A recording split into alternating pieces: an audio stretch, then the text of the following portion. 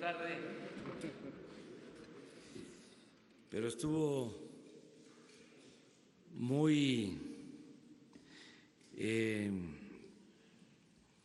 amplia la información en la mesa de seguridad. Como saben, todos los días, desde antes de las 6 de la mañana, nos reunimos para recibir el parte, el reporte de todo lo que sucede en el país. Nos informamos de todo lo que pasa y tomamos decisiones. Entonces ahora se nos hizo un poco tarde, por eso vamos a abrir el diálogo circular. Quedamos ayer pendientes. Presidente de México, servidor Carlos Pozos, líderes mexicanos y Petróleo y Energía. Gracias de esta pregunta que había quedado pendiente ayer. Presidente de México, ¿sabe usted que son ya 2 meses que no se puede facturar ni hacer pagos a proveedores en Petróleos Mexicanos? Se está poniendo en riesgo la operación, presidente, y se están generando reclamos por parte de algunas empresas y las calificadoras, usted ya sabe cómo son, pueden tomar pues mala nota de esta situación. Pero para poder solucionar este problema, presidente, el 5 de marzo del 2018 se firmaron 2 convenios para operar los campos Organo y el campo Cárdenas Mora por las empresas Deschutes, Endeavor y Chevron, y con ello Pemex puede recibir $157.5 millones para poder solventar esta situación, presidente. ¿Cree usted girar alguna instrucción o sabía usted de esta situación? Bueno, sobre cómo vamos avanzando para rescatar el sector energético, voy a hablar el lunes sobre este tema. Se está trabajando muy bien en Pemex, ese es el informe que tengo, no solo de papel, sino estoy pendiente y se ha ido avanzando. Desde luego estamos en la etapa de la firma de convenios, de contratos. Ya les puedo decir, les adelanto que se llevan ya firmados contratos de inversión en Pemex del orden del 80% de toda la inversión de este año. Entonces puede ser que haya demoras en pagos. También ahora hay más cuidado en la entrega de los pagos, se revisa más porque no queremos que haya corrupción. Eso nos puede retrasar, demorar, pero es para limpiar a Pemex de corrupción. Acerca de los nuevos campos que ya se van a explotar, que ya van a producir, pues se están elaborando, se están haciendo también contratos con las empresas y vamos avanzando. El lunes yo informo sobre este tema. Mi segunda pregunta, presidente. Hoy en el Día Internacional de la Mujer tenemos aquí de vecino a Fernando Vilchis, que es presidente municipal de Ecatepec, quien ganó por su arrastre, presidente, pero tiene el nada honroso primer lugar en feminicidios este municipio, presidente, el municipio más grande de Latinoamérica. ¿Le haría un exhorto a este presidente municipal a trabajar y a otros presidentes municipales de su partido Morena para erradicar este problema y muchos problemas que tiene Ecatepec?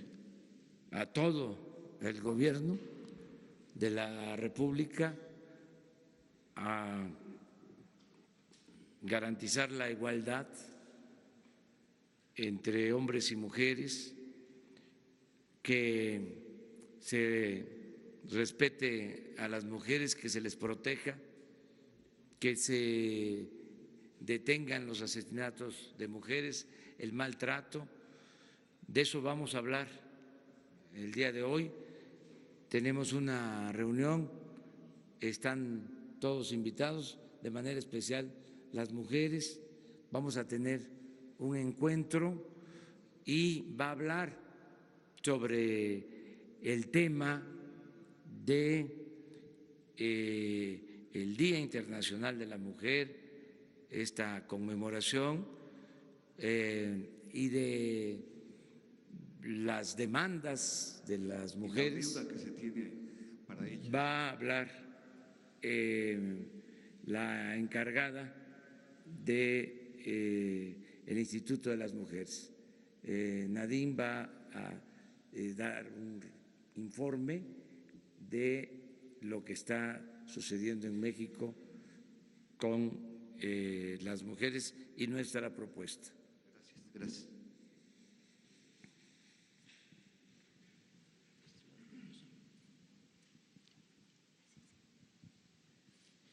Buenos días, presidente. Shaila Rosagel, reportera de Grupo Gili, El Imparcial, La Crónica y Frontera. Me gustaría saber, presidente, si han revisado los casos de tomas de casetas en Sonora y Baja California.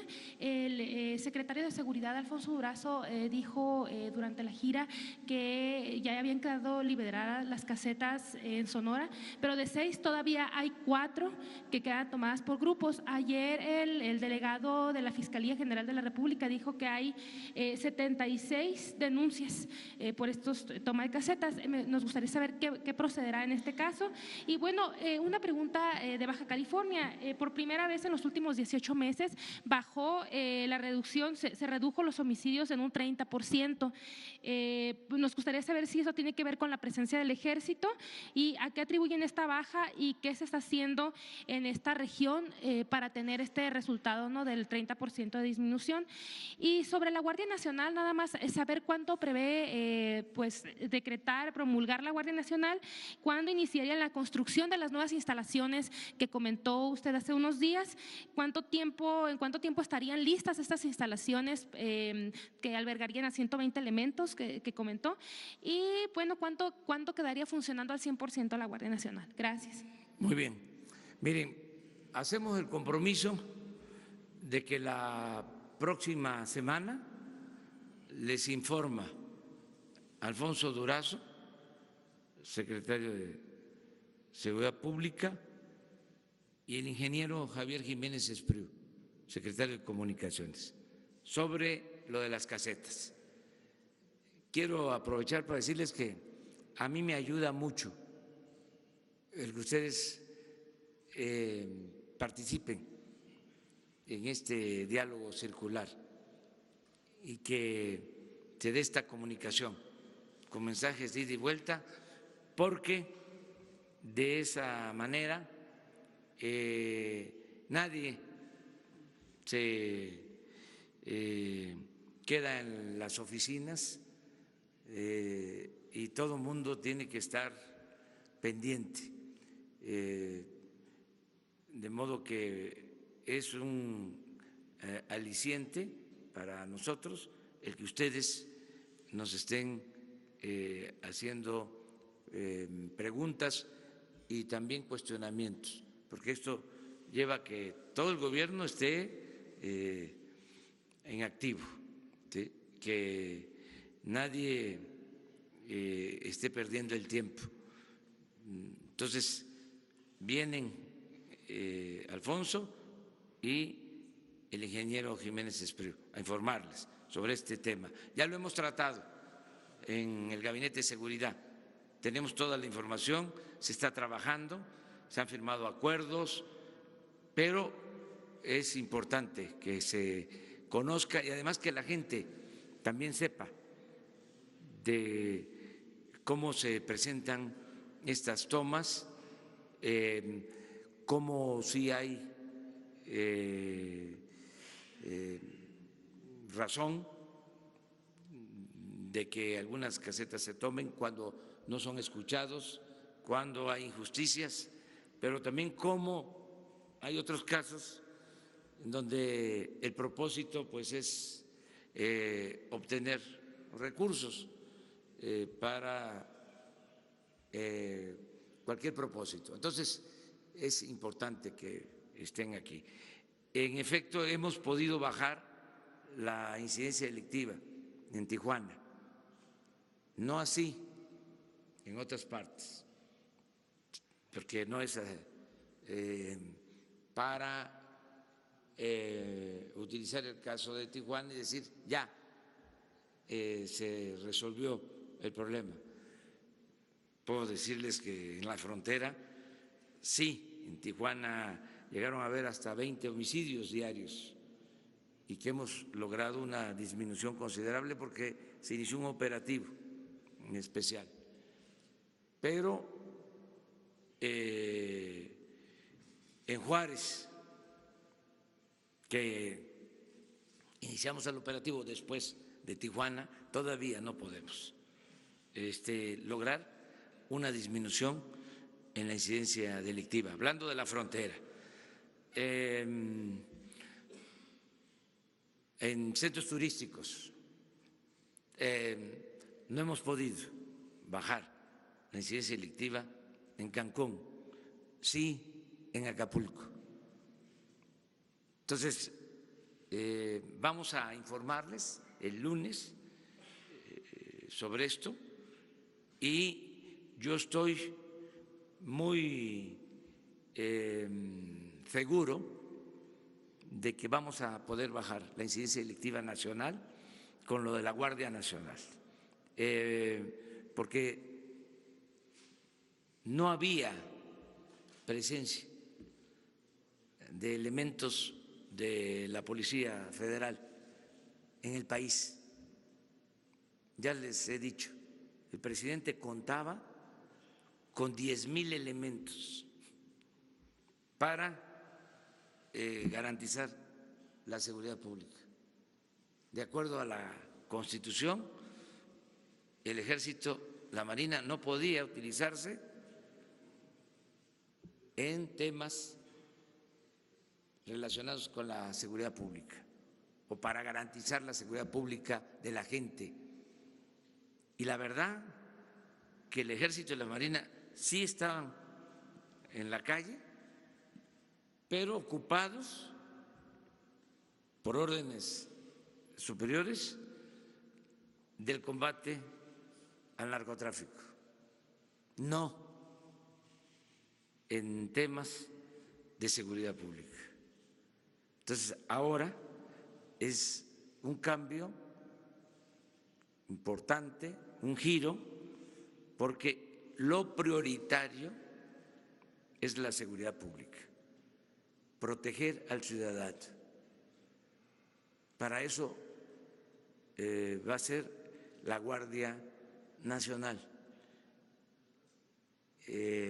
Y ya tengo el informe que han aprobado esta reforma constitucional en 26 congresos locales. Vamos muy bien, en algunos casos se demora porque cada legislatura local tiene sus procedimientos, pero yo espero que para la semana próxima esté aprobado lo de la Guardia Nacional. La semana que viene. Ya se podría ahora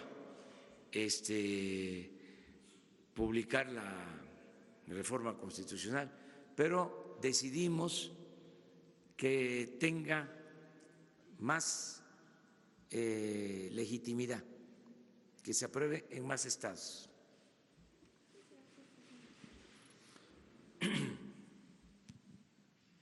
Buenos días, señor presidente. Alberto Rodríguez, de SDP Noticias. No sé si tenga alguna opinión sobre la portada que sale hoy en Reforma, la de 8 columnas, que se llama "Usan al SAT para intimidar a Reforma".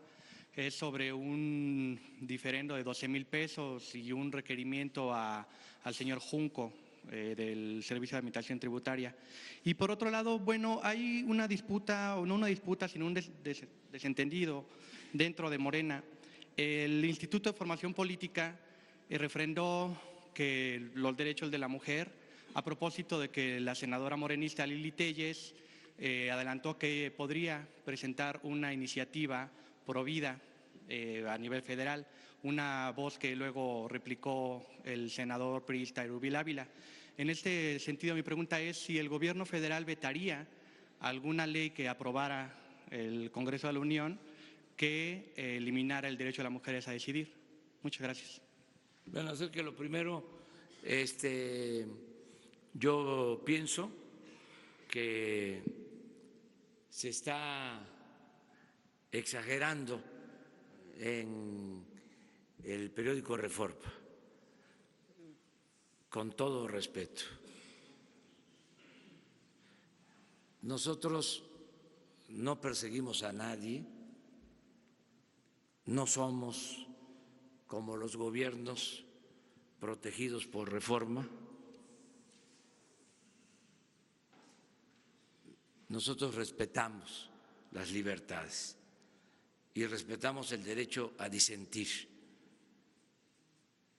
Es realmente una falta de respeto, es ofensivo el que estén señalando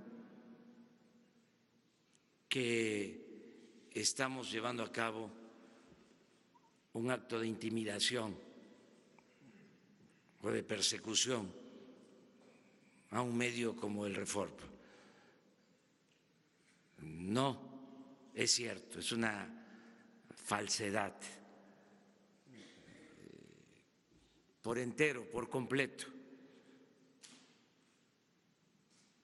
No lo hacemos con nadie. ¿Quién sabe qué motivaciones tuvieron para hacer esta escena? Pero se me hizo un despropósito, lo considero una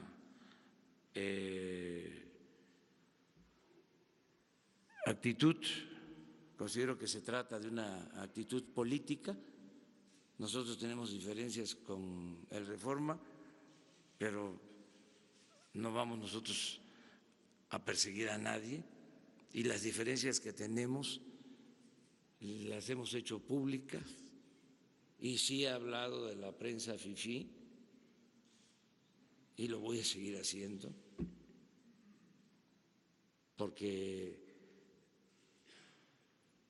es una prensa conservadora que no tiene nada de malo de que exista, tiene todo su derecho, pero con apariencia de prensa libre. Entonces, se me hizo un despropósito. Nosotros no vamos a perseguir a nadie por sus ideas, por su manera de pensar. Somos respetuosos de la libertad de expresión, de manifestación de las ideas. Mis diferencias con el Reforma es fundamentalmente por su postura conservadora. Es un periódico que surge en el gobierno de Salinas, que ha procurado no tocar a Salinas, que no cuestionó el saqueo del periodo neoliberal.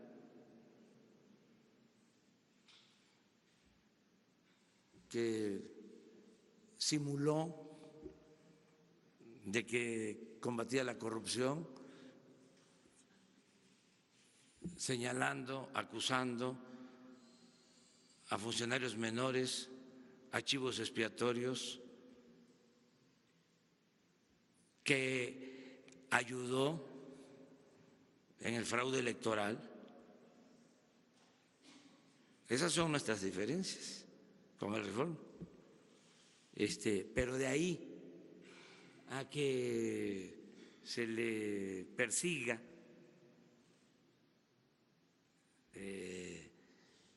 por que no pague los impuestos que utilicemos nosotros al SAT para eso. Ojalá y se aclare todo esto. Inclusive la directora del SAT es colaboradora del Reforma y es una abogada honesta, íntegra, incapaz de hacer algo así. Entonces, tendrían que probar si hubo una decisión política, si le llegó un requerimiento para aclarar algo fiscal, pues a todo el mundo le llega eso.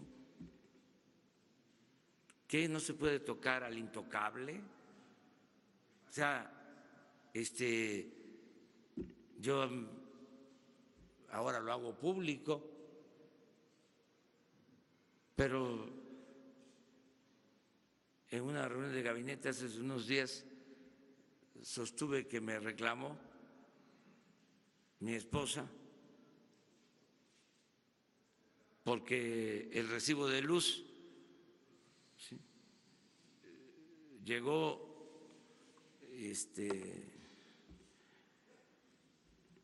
altísimo. Entonces, pues suceden estas cosas. Todos, de una u otra manera, por alguna razón, tenemos que enfrentar estas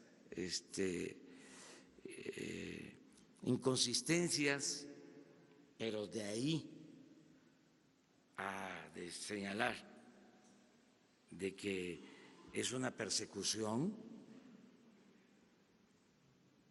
se pasaron. O sea, nosotros no hacemos eso, no tengo ningún problema de conciencia. Y sobre si vetarían cualquier intento del Senado para cancelar la interrupción legal del embarazo. Yo creo que no debemos de abrir esos debates, que vamos a serenar el país. Esto del Reforma lo digo porque en primera plana y como si yo fuese Salinas,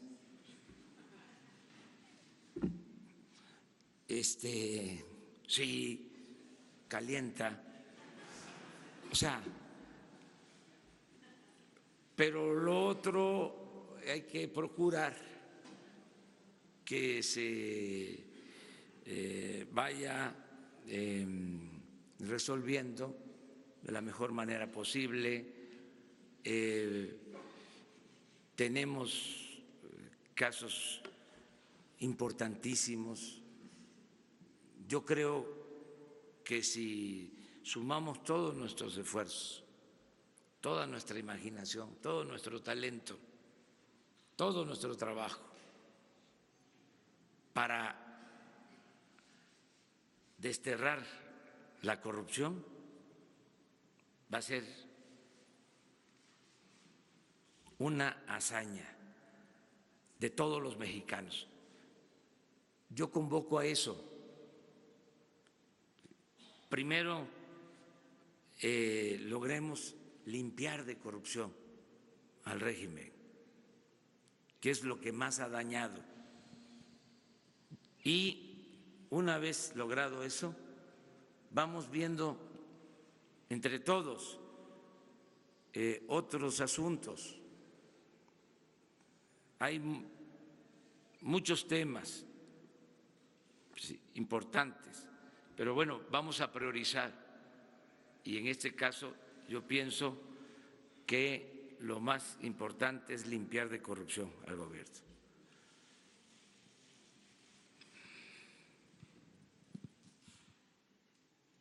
Buenos días, presidente. Marco Antonio Olvera, de Radio Latino, California. Hay un tema ahí sobre la COFESE. En días recientes, la presidenta comisionada de la COFESE, Alejandra Palacios, firmó un artículo en el periódico Reforma, donde se le iba con todo al Banco Azteca porque se le habían asignado las tarjetas de plástico para entregar el dinero de las personas de la mayor edad y algunos estudiantes, si no mal recuerdo.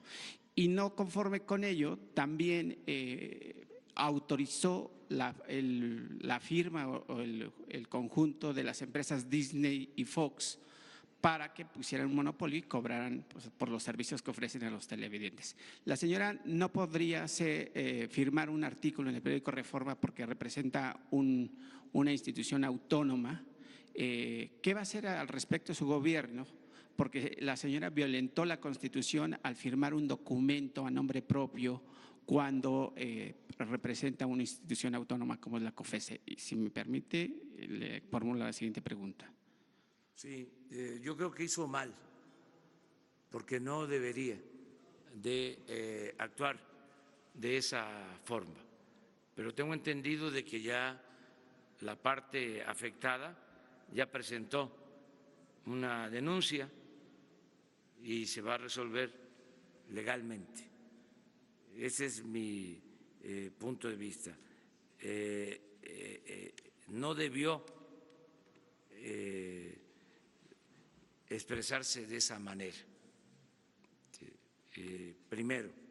Segundo, aquí en una ocasión hablamos de que no estábamos de acuerdo con la autorización para que se fusionara la empresa Disney con Fox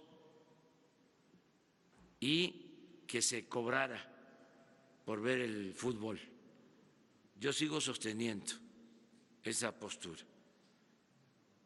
y creo, al no ser que lo hayan hecho ayer y que no me haya informado, pero creo que todavía no resuelven y que en otras partes han rechazado la fusión. En Estados Unidos no se aceptó. No se aceptó en Brasil y ni siquiera lo presentaron en Europa. Entonces, no creo que se aplique eso en nuestro país, porque ¿cómo van a dejar a la gente sin la posibilidad de entretenerse con el fútbol y que se tenga que pagar por ver el fútbol? Eso sería el colmo. Claro, son independientes, son autónomos, pero pues tenemos derecho a señalar ciertas cosas. Se tiene que proteger al usuario, al consumidor, de que no haya este tipo de abusos, que no haya monopolio, porque sigue habiendo monopolios. Se viola la Constitución, se viola el artículo 28 de la Constitución. Aquí tenemos el problema de las compras, que lo vamos a ir resolviendo. Deben de haber 500,000 proveedores y las compras del gobierno se le hacen al 1.5% de todos los proveedores.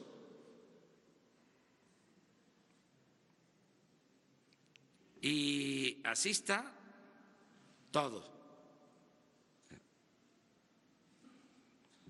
No solo es la comunicación, sí, hay una tendencia al monopolio. En la compra de las medicinas, monopolio.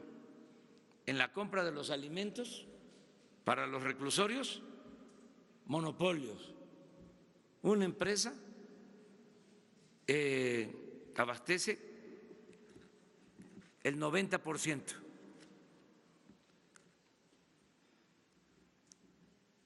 Eso es una irregularidad. No hay competencia. ¿En qué quedamos? ¿No que estamos a favor del libre comercio? ¿O queremos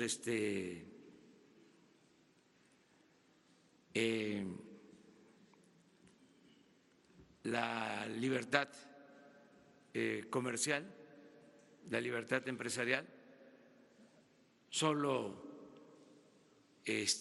aplicada al de enfrente? Cuando nos beneficia el monopolio, lo aceptamos. Entonces, esas son cosas que hay que revisar. Pero, a ver, ¿ya aprobaron lo de la fusión? Compareció la comisionada presidenta el día de hace 2 o 3 días allí en la comisión en la Cámara de Diputados y expuso cómo está funcionando la COFECE. Y entre esos 2 temas son los que destacan: la fusión de Disney y Fox y la crítica al Banco Azteca, e incluso le dio como un banderazo a favor a Bancomer, que deberían, según ella, también pues, tener derecho a que distribuyera los fondos a través de las tarjetas. Ahí está, miren. Haga un análisis, se los dejo de tarea, de cómo se distribuyen los bancos, el manejo financiero en México.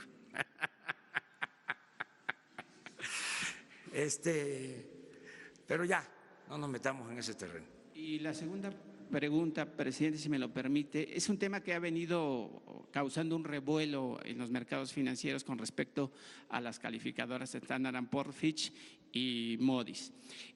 Los especialistas en economía y finanzas en este país no dicen a sus lectores, a sus televidentes o radioescuchas, que esas firmas están integradas por banqueros o financieros que tienen empresas en quiebra o que están rumbo a la quiebra. Sin embargo, tienen la facultad de otorgar una calificación a X país o a varias empresas, como lo hicieron recientemente, con 77 empresas de la iniciativa privada y 2 paraestatales de México, que es obviamente Pemex y la CFE. Las calificadoras en el 2007 en Estados Unidos dieron una calificación de 10 y sedujeron a muchos inversionistas a que el banco norteamericano, el 4º más importante de Estados Unidos, el Lehman Brothers, que invirtieran millones de dólares en el terreno inmobiliario. Eso fue en el 2007, las inmobiliarias de Standard & Poor's, Fitch y otras le dieron calificación extraordinaria a Lehman Brothers. Sin embargo, en el 2008, Lehman Brothers se va a la quiebra, pese a que estas calificadoras les habían dado una nota de 10, llevando al sector inmobiliario de los Estados Unidos en 2008 con una pérdida de 22 billones de dólares, 22 billones de dólares, que hoy la economía global sigue llorando porque pues obviamente dejó en bancarrota. Entonces eso quiere decir que las calificadoras pues prácticamente dan notas ficticias o infladas. Yo no sé cuál es su versión de usted. A mí me extraña que los especialistas en la materia en finanzas no digan eso aquí en nuestro país. Bueno, miren, ya tocamos el tema ayer. Nosotros vamos a ser respetuosos de lo que decidan las calificadoras, porque estamos seguros de que la economía de México está bien, marcha bien. Entonces, no queremos polemizar sobre este tema. Vamos el lunes a informar sobre el estado en que se encuentra la economía nacional y en general les puedo decir que vamos bien y lo vamos a aprobar con datos. Hay dos datos que son importantes. Uno, que no hemos tenido depreciación de nuestra moneda. Eso no es poca cosa. Y dos, que hay control de inflación. Tampoco es poca cosa. Entonces, y hay otras buenas noticias, pero vamos a esperarnos el lunes. Vamos muy bien en el manejo económico y la única recomendación respetuosa, sin ofender a nadie, sin querer testerear a nadie, muy sutil, suave, es de que se tome en cuenta para las evaluaciones de las calificadoras la variable, como dirían los tecnócratas, la variable corrupción, porque ahí está la clave. Nosotros lo que vamos a demostrar, no solo en México, sino en el mundo, es que sin corrupción hay más crecimiento económico.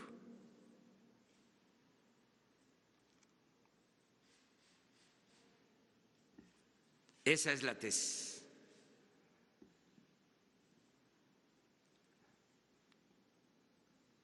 Eso es lo que vamos a plantear.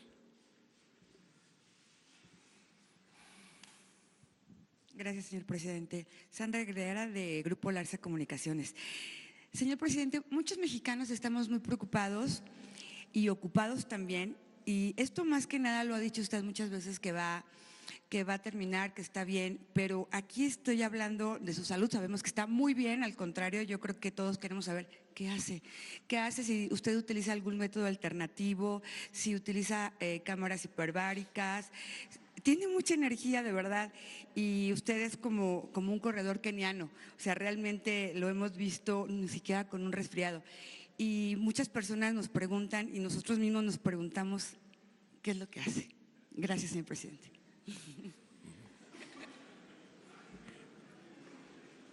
Estoy bien. Se ve que está muy bien, eso sí. Sí, estoy bien y de buenas. Yo creo que es importante en todo estar bien con uno mismo. Yo pienso que la felicidad, que también es fortaleza física, es un estado de ánimo, tiene que ver con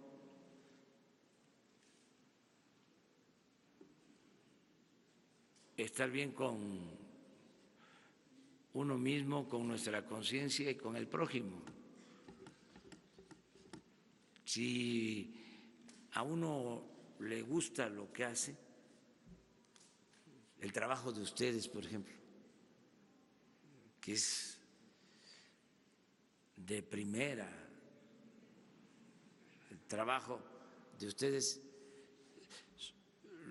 lo único que habría que resolver, pero es que sí, mejoren los sueldos. Pero es un trabajo muy satisfactorio el poder escudriñar, buscar la verdad, el informar, el orientar, concientizar. Eso es importantísimo. Lo mismo el trabajo de un dirigente político, el ponerse al servicio de los demás, el poder servir al pueblo, el tenerle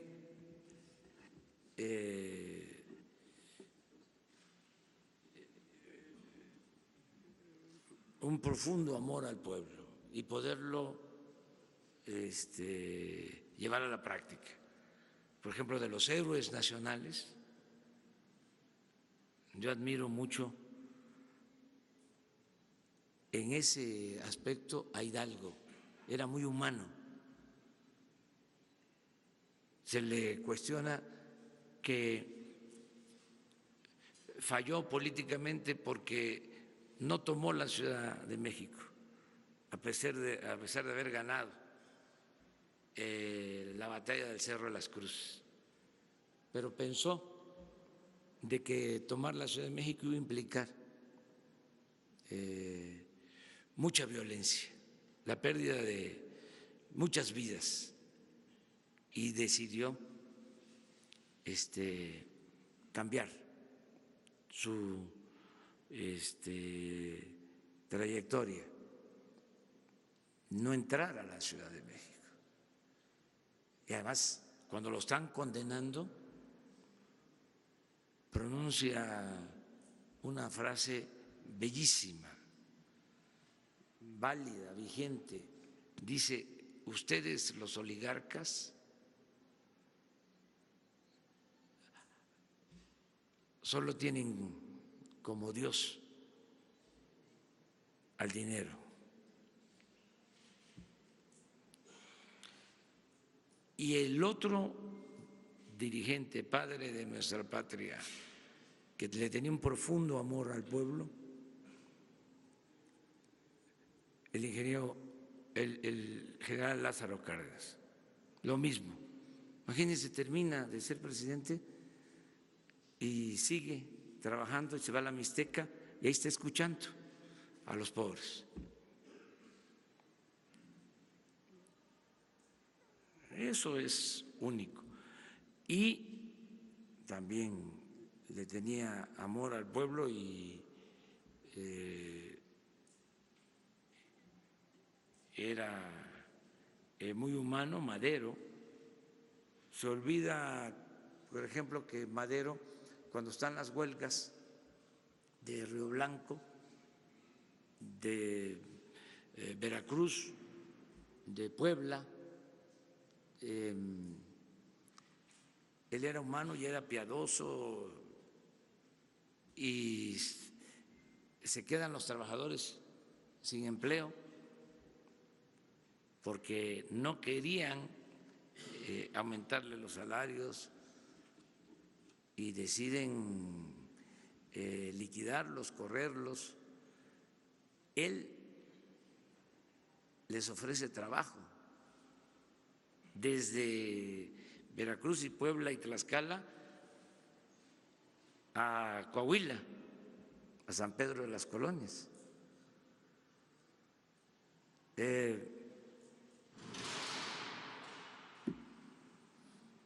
Porfirio Díaz, con todo respeto, nunca menciona a los pobres. No era parte de su lenguaje, de su discurso. Al contrario, cuando hay una mención era cuestionando de que se creían los mayas los dueños de los bosques, cuando en realidad eran los dueños de los bosques. Entonces,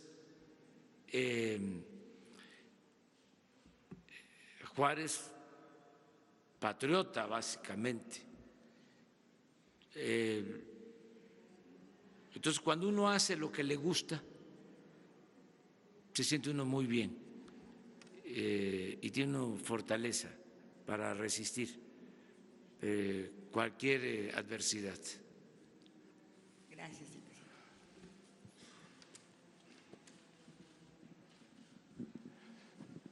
Señor presidente, buenos días. Vicente Serrano de Sin Censura.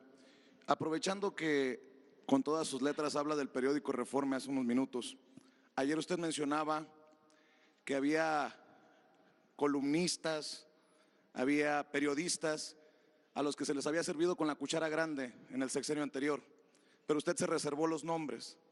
Yo le quiero pedir respetuosamente que haga pública esa lista, porque no todos somos iguales, porque no todos somos chayoteros. Y además, porque era dinero del pueblo de México. ¿No le parecería que el pueblo de México debería de conocer esa lista de los que fueron beneficiados? Y aprovechando del pueblo de México, señor presidente, ha sido abrumadora la experiencia de estar transmitiendo aquí afuera de Palacio Nacional de tantas personas que vienen a Atención Ciudadana. Le pregunto, ¿cómo va este proceso? Porque se van agradecidos de que se les tome en cuenta, de que se les reciba, pero se van con la incertidumbre de cuándo se va a resolver su caso. ¿Le han comentado en Atención Ciudadana cuántos miles de casos y a 100 días de su gobierno les puede dar un mensaje a esas personas que han llegado a pedir apoyo? Muchas gracias, señor presidente. Sí, miren, estamos viviendo un tiempo especial de transformación. Venimos de un régimen autoritario, insensible, corrupto. Entonces se acumularon las demandas del pueblo. Aplica la frase bíblica que utilizó Justo Sierra y Madero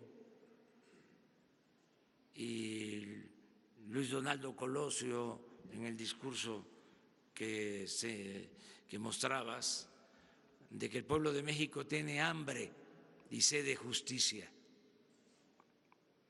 Eso es lo que está pasando. Muchísimas demandas, muchísimas peticiones, porque se abandonó al pueblo. Y hay grandes y graves problemas nacionales. Entonces, ¿cuál es el método de atención? Estamos buscando atender de manera general, colectiva, al mayor número de mexicanos, con los grandes programas de bienestar. Por ejemplo, que todos los adultos mayores tengan la pensión, más de 8 millones de adultos mayores que están ya recibiendo a partir de enero el doble de pensión, y que jubilados, pensionados del ISSSTE, del Seguro, de otras instituciones que no recibían, están ahora ya recibiendo. Estamos hablando así, una decisión que abarca a muchos, a todos los ancianos respetables. Otra decisión así es que todos los jóvenes que estudian preparatoria su beca, alrededor de 4 millones. Otra decisión, los jóvenes que no tienen trabajo, que todos sean contratados. Así.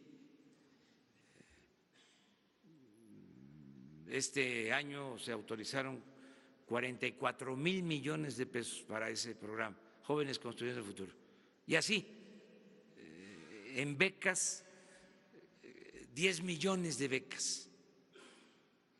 Bueno, una vez que terminemos de echar a andar todos estos programas, porque no es fácil la instrumentación para que le llegue el apoyo de manera directa al beneficiario, que no sea a través de intermediarios. Entonces, cuando terminemos, que yo espero que sea a mediados de este año, que ya esté en marcha todo este plan de bienestar general colectivo, donde en la mayoría de los hogares, sobre todo en los hogares pobres, va a llegar un apoyo. Entonces, vamos por otras cosas. Tenemos pendientes resolver el grave problema de la falta de atención médica. No se garantiza en México el derecho a la salud, aunque está en el cuarto constitucional. O sea, eso que llaman seguro popular ni es seguro ni es popular, porque no hay médicos, no hay medicinas. Entonces, esa es una asignatura pendiente. Eso es algo que ya estamos viendo, pero que todavía el objetivo ahí es que se pueda garantizar la gratuidad en la salud, y no cuadro básico, sino que el que se enferme tenga el derecho a ser atendido, que tenga atención médica y que tenga todos los medicamentos. Ese es algo importante. Y así otras cosas en lo colectivo. Y luego también es importante atender lo personal, que eso lleva más tiempo, tiene que ver con las instituciones, pero sobre todo con la actitud de los funcionarios. De que si es un asunto de justicia laboral, que llevan años pidiendo, ya tienen laudos a favor y no se los reconocen, que la autoridad se aplique y se resuelva, o muchas otras cosas de justicia, de gente que lleva 5, 6, 8, 10 años en la cárcel sin ser sentenciado, o que como no tienen una buena defensa, los tienen ahí sin razón. Las cárceles tienen a mucha gente inocente. Entonces, todo eso pues implica que los defensores de oficio, que los ministerios públicos, que los funcionarios, todos los que somos servidores públicos, tengamos la sensibilidad. Hay gente en el gobierno que le molesta escuchar a un ciudadano,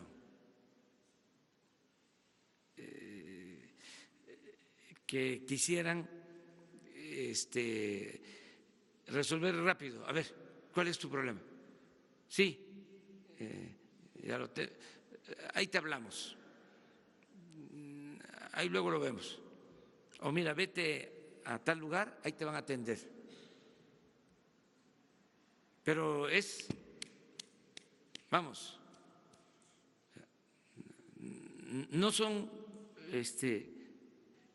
capaces, sensibles para escuchar y respetar a la gente. Entonces, todo eso tiene que irse dando como parte de la transformación. Miren, entre otras cosas, los tecnócratas. El principal problema de la tecnocracia y del modelo neoliberal y de los servidores públicos o funcionarios públicos del periodo neoliberal, lo principal, lo peor, es la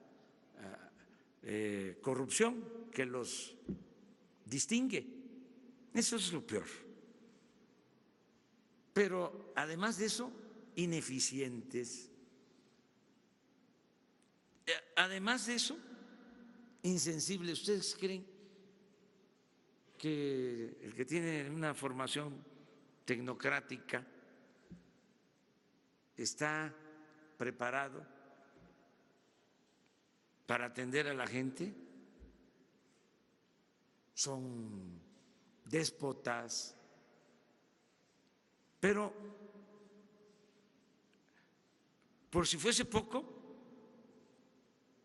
nunca salen de la oficina,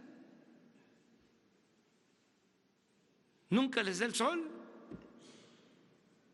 Piensan que todo es estar en el escritorio,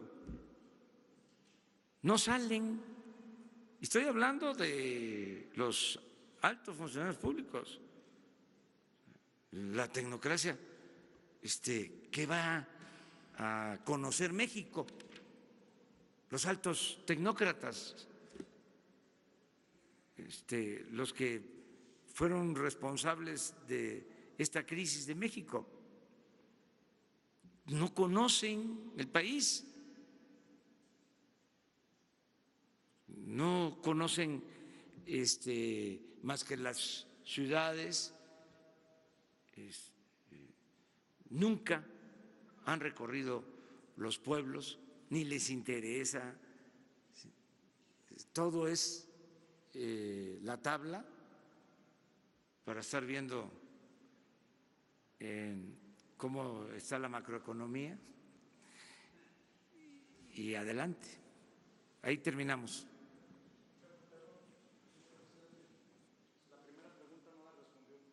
¿Cuál es? De los periodistas. Ya vamos a hablar de eso más adelante. O mire,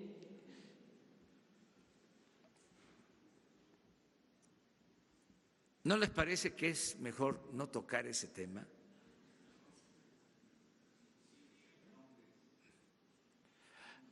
Vamos a analizar más con calma. Mejor vamos a darle una vuelta a la página. Vamos a entrar en una etapa nueva. Aquí ya no hay periodismo vendido, no hay prensa vendida ni alquilada. Ya de veras ha cambiado mucho. La mayor parte de la prensa es libre, es independiente. Vamos a eso. Esto que estamos ahora debatiendo con el Reforma no es por cuestiones que tengan que ver con lo económico. Esto tiene que ver más con la parte ideológica. Yo lo considero que ellos son muy conservadores. Eso es todo. Y hagan la historia del periodismo, ¿sí? Como en la época de Porfirio Díaz existía un periódico contra los opositores que se llamaba El Debate, y luego el gran periódico del conservadurismo, El Imparcial. Era un fenómeno ese periódico. Fíjense que llegó a tirar 120,000 ejemplares diarios en ese entonces, en un México de 15 millones de habitantes. Era el gran sostén del régimen, El Imparcial.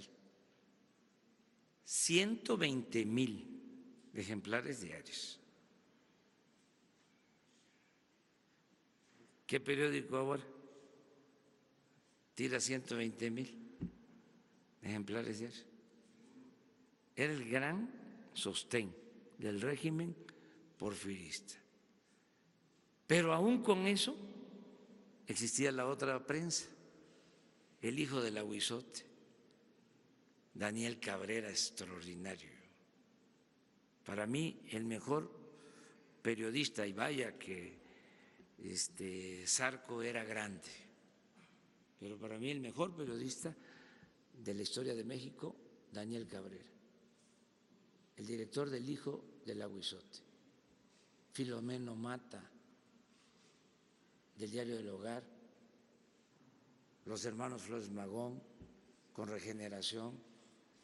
Entonces siempre ha habido prensa conservadora y prensa liberal, y los dos pensamientos. Entonces,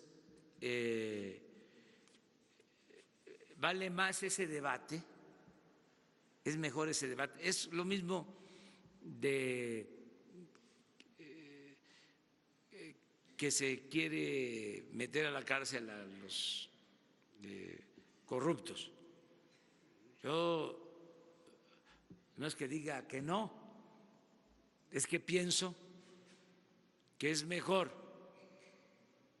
prevenir la corrupción que castigarla. Es mi punto de vista. Y que si a esas vamos, tenemos que ir con los de arriba y ya hacer a un lado la simulación. Porque también, imagínense, damos a conocer aquí los nombres de los periodistas y los de mero arriba, porque los nombres que tenemos son de columnistas, eso sí, famosos, pero sí, y arriba,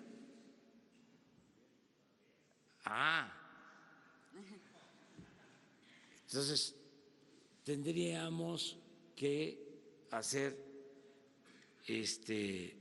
toda la condena, que es mejor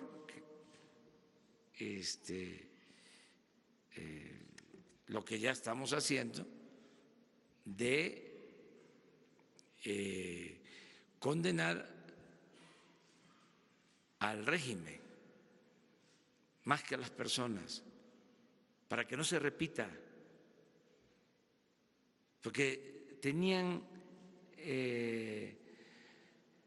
atontado a muchos con el modelo neoliberal, que era la panacea.